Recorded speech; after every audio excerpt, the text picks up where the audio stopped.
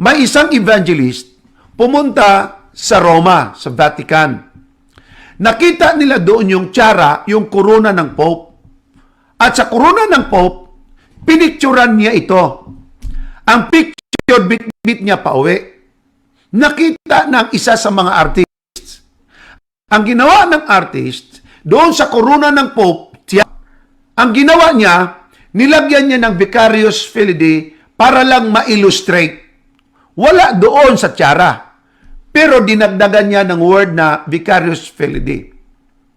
Ngayon, ito pong picture na ito, nilagay sa query column. Question and answer ito sa Mystery Magazine.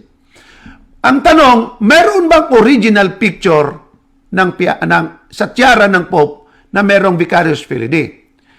Ang sagot po ng Ministry Magazine, mayroong ipinadala na ang term na ginamit nga nila ay dubious picture of tiara. Bakit dubious, kapatid? Ang kwento ganito.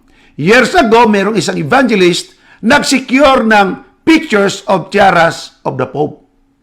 Ang ginawa ng artist nito, number 4, inattempt niya, ginawa talaga niya.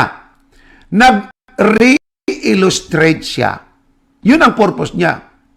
Na mayroong pangalang Vicarious Filii. Just for illustration. Pero sa pag-illustrate niya, di nagustuhan ng General Conference o ng magazine. Kasi ang picture altered. Anong ibig sabihin ng altered? Dinagdagan. Hindi na yung original. Nabago ngayon.